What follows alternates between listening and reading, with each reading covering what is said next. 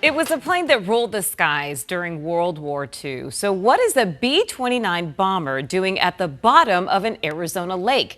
It's a mystery nearly 80 years in the making. Our Troy Hayden went out with a specialized diving team to get a first-hand look at the plane, and he is joining us now. Troy? Yeah, what an incredible sight, Caribe. This plane is basically down there for 80 years, sitting on the bottom of Lake Mead since 1948. Look at the shape that it's in. Very few people have ever seen it, and how it got here is a heck of a story. It lies deep beneath the surface of a desert lake.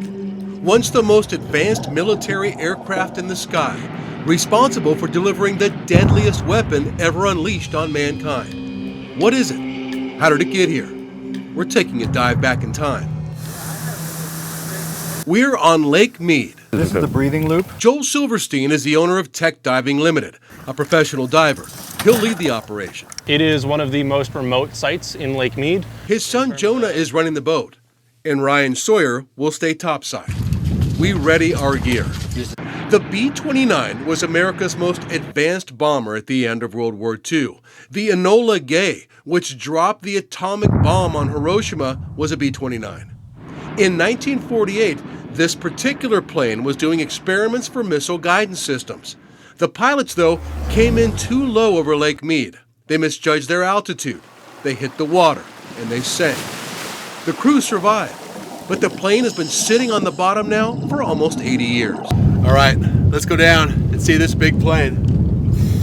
We splash and follow a guide rope almost 100 feet down in the murky, cold water. Suddenly, the plane comes into view. It's huge. We swim down the long fuselage, the plane's aluminum still gleaming. We see a propeller twisted by the impact of the crash. I'm dwarfed next to it. And then we look inside the open cockpit. You can see the wheel, the seats, even remnants of a parachute. Everything just as it was back in 1948. When you look into that cockpit, it's almost like you're looking back in time in a way, don't you think? Well, that's the whole thing about shipwrecks and plane wrecks, is that they capture that final moment in time when they went down. So all the controls are in exactly the same spot when this thing crashed. It holds that final piece of time when it went down. It's way bigger than you think it is.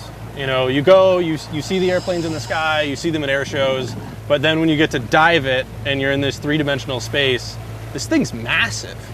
And you can see why they named it a historic site, right? Yeah, the plane being here in this lake, it's a national treasure. It's one of the last B-29s that's intact. This is one of the wrecks left over from World War II. But to have a plane, that's really unique. And so this is a world-class dive. Just sitting there at the bottom of Lake Mead. It's in such good condition because it's in fresh water there at Lake Mead. If it were in the more corrosive salt water, it likely would already be mostly lost to the sea. Troy Hayden, 12 News. Wow.